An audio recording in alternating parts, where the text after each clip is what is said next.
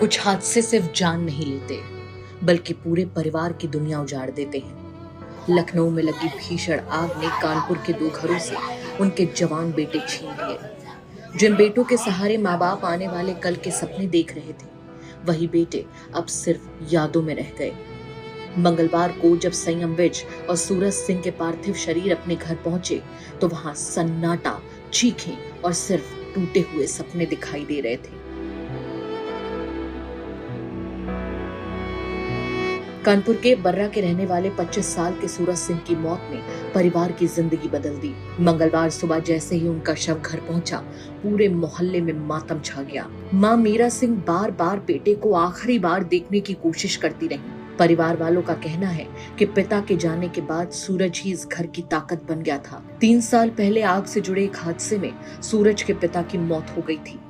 उसके बाद सूरज ने छोटे भाई की पढ़ाई, बहन के भविष्य और पूरे घर की जिम्मेदारी अपने कंधों पर उठा ली थी। लेकिन किस्मत ने इस परिवार से उसका आखिरी सहारा भी छीन लिया। ऋषिकेश में मौजूद छोटा भाई सम्राट जब बड़े भाई की मौत की खबर सुनकर लौटा और भैरव घाट पर नम आंखों से मुखाग्नि दी तो वहां मौजूद हर शख्स भावुक हो गया। उस माँ का दर्द देखकर आपकी भी आंखें नम हो जाएंगी, कलेजा फट जाएगा और समझ आएगा कि एक माँ के सामने जवान बेटे का जाना कितना कष्टदायी होता है जब आप इस माँ को देखेंगे।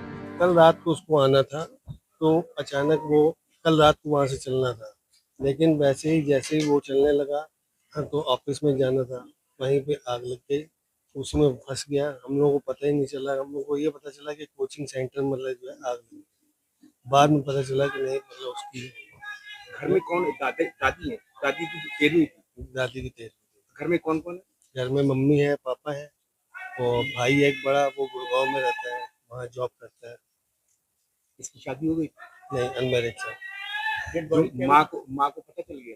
माँ को पता चल गया। माँ बैठी बेचारी, क्या करे। आप लोगों की क्या मांग? मांग क्या चाहते हैं सर, मतलब कि यही है, बच्चा चला गया, क्या मांग? कोई मांग नहीं। जो कोचिंग सेंटर है उनकी जो लापरवाही तो हुई है। लापरवाही तो हुई है, बिना लापरवाही काम तो हुआ नहीं। उधर गोविंद नगर में रहने वाले 28 साल के संयम विज के घर का माहौल ऐसा है जिसे देखकर हर किसी की आंखें नम हो जाएं। बेटे का शव सामने देखते ही मां सोनिया खुद को संभाल नहीं पाई। वो बार बार बेटे को आवाज देती रही और पूछती रही कि अब उनके बुढ़ापे का सहारा कौन बनेगा। परिवार वालों के मुताबिक संयम सिर्फ बेटा नहीं था, बल्कि घर की हर जिम्मेदारी उठाने वाला सबसे मजबूत सहारा, सबसे मजबूत कंधा था। माँ की हर छोटी जरूरत का ध्यान रखने वाला संयम अब हमेशा के लिए चला गया। इस परिवार का दर्द और भी गहरा इसलिए है क्योंकि कुछ ही दिन पहले घर में दादी का निधन हुआ था। 13वीं की तैयारियां चल रही थी और परिवार को उम्मीद थी कि संयम घर लौटेगा और इस दुख के पल में उनका सहारा बनेगा। लेकिन घर वापसी की जगह उसकी मौत की खबर पहुंच गई। एक ही घर में कुछ ही दिनों के अंदर दूसरा बड़ा दुख का पहाड़ टूट पड़ा।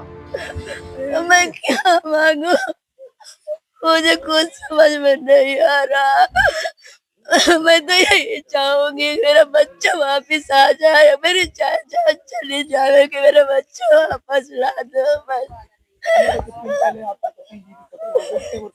2023 में अब यही था।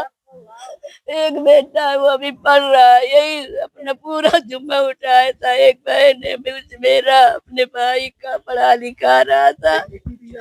एक छोटी बेटी है, अभी तो उसको पता भी नहीं कि उसके पापा भी नहीं है। 3 साल हो गए, 4था साल गए। बताया गया कि हादसे के दौरान दोनों लड़के बिल्डिंग के अंदर फंस गए और घना धुआं उनकी मौत की वजह बना। पोस्टमार्टम रिपोर्ट में भी दम घुटने की पुष्टि हुई है। इस अग्निकांड में कुल 15 लोगों की जान गई, लेकिन इन आंकड़ों के पीछे टूटे हुए परिवारों का दर्द शायद कभी मापा नहीं जा सकता। एक घर में बेटे की शादी के सपने सज रहे थे तो दूसरे घर में माँ अपने बुढ़ापे के सहारे के साथ जिंदगी देखने लगी थी। लेकिन लखनऊ की इस आग ने पल भर में सब कुछ बदल दिया। अब इन घरों में न हंसी लौटेगी, न पहले जैसी रौनक। पीछे रह जाएंगी सिर्फ यादें, कुछ अधूरे सपने और अपनों को पुकारती आंखें।